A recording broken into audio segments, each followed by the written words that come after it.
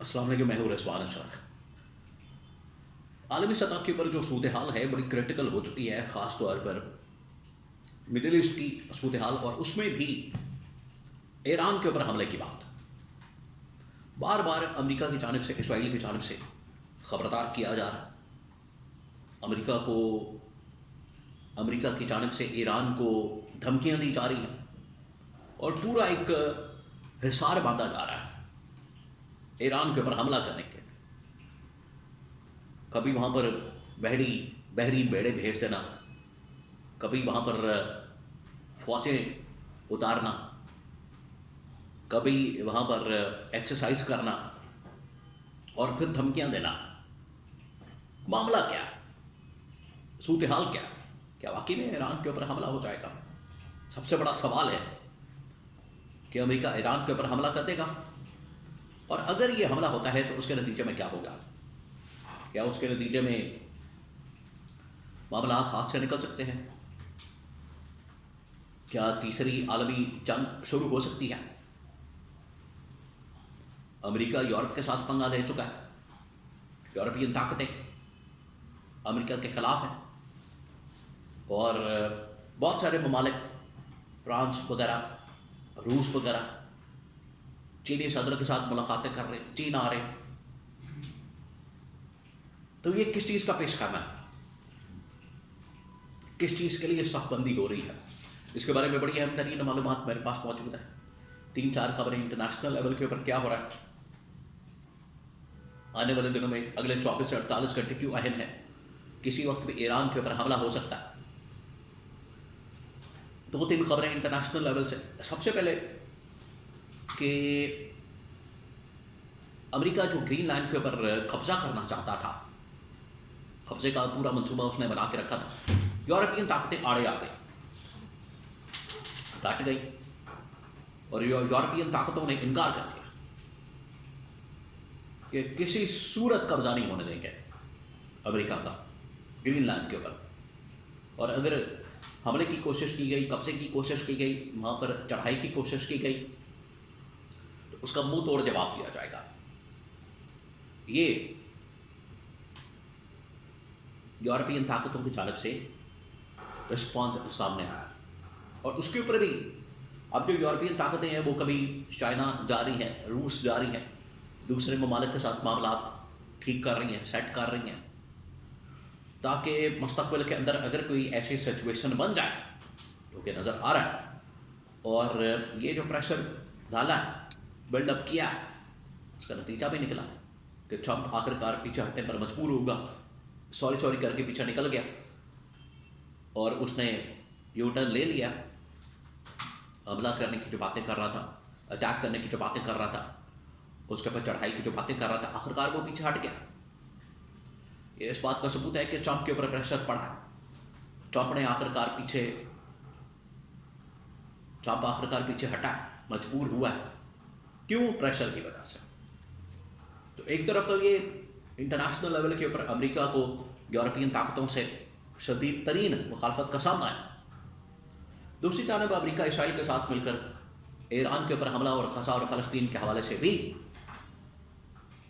کچھ نہ کچھ کرنا چاہتا ہے، اور فلسطین کے اندر، غزہ کے اندر فوج کو بھیجنا، یہ اس کا ٹارگٹ ہے، مشن ہے، اس کے لیے بڑی کوشش کی جا رہی ہے، اور یہی وہ عالم اسلام کو اکٹھا کر کے، اسلامی ممالک کو اکٹھا کر کے وہاں پر بھیج کر، وہی جو ایجنڈا بورڈ آف پیس کے اندر،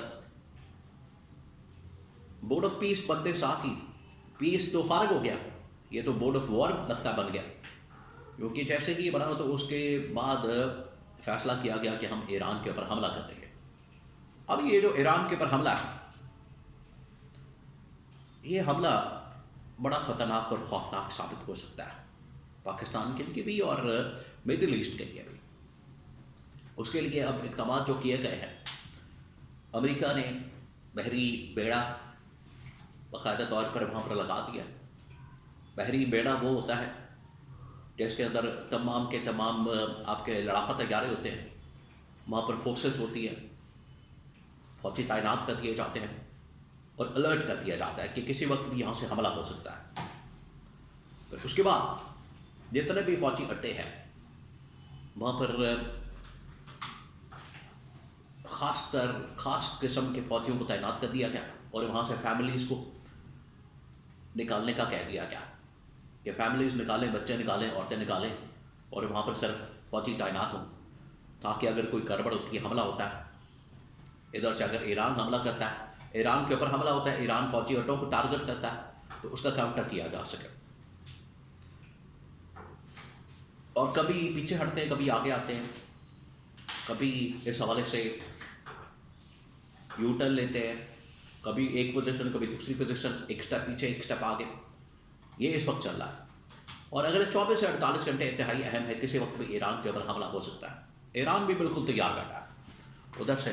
اب ایران کی دلیری اور ایران کی جو بہادری ہے وہ ذرا دیکھیں کہ ایران اس بات کے اوپر بالکل ڈٹا ہے، ایران اس بات کے اوپر بالکل قائم ہے اپنی پوزیشن کے اوپر، اور اس نے بھی اپنے ملک کے اندر بھی اور تمام جو فوجی ہیں ان کو بھی الرٹ کر دیا۔ اگر کوئی حملہ ہوا تو اسرائیل اور امریکہ کے جو فوجی اڈے ہیں ان کو ہم نشانہ بنائیں گے۔ اب اس کی وجہ سے پورے خطے کے اندر، مڈل ایسٹ کے اندر ایک خوفناک قسم کی جنگ شروع ہو جائے گی، بڑی خوفناک قسم کی۔ اور پاکستان، ظاہری بات ہے، پاکستان بطور پڑوسی ڈائریکٹلی افیکٹ ہوگا، متاثر ہوگا۔ ٹرمپ جو ہے وہ اس بات کے اوپر اڑا ہوا ہے۔ ٹرمپ 2025 کے اندر جس طرح سے کہتا ہے کہ میں نے جنگیں رکوائی، جنگیں ختم کروائیں، میں نے صلح کروائی، میں نے معاملات ٹھیک کروائے، 26 کے اندر وہ پنگے لے رہا ہے، 26 کے اندر وہ جنگیں کھول رہا ہے، 26 کے اندر وہ مسائل پیدا کر رہا ہے۔ اور بورڈ آف پیس جو ان لوگوں نے قائم کیا خاک کرنا ہے، پیس کے نام کے اوپر ان لوگوں نے جنگیں کھولتی ہیں۔ تو یہ کس قسم کا پیس ہے؟ پیس تو بڑھ گیا، پیس تو ہے ہی نہیں، یہ تو جنگ ہے۔ تو یہ انہوں نے محاذ کھولا ہوا ہے۔ اب صورتحال یہ ہے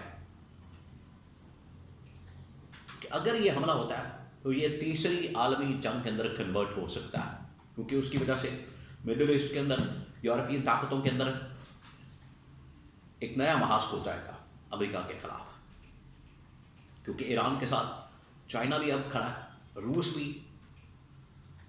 ایران کے ساتھ ہے، اور کچھ اور اہم ترین ممالک ایران کے ساتھ ہیں، جس کی وجہ سے ایران کے اوپر حملے کی صورت میں امریکہ کو بہت ہی تگڑا قسم کا رسپانس آئے گا، اس کا سامنا کرنا پڑے گا۔ تو یہ پھر جنگ دو ملکوں کے درمیان محدود نہیں رہے گی، بلکہ اس جنگ کا جو دائرہ کار ہے وہ پوری دنیا تک پھیل سکتا ہے۔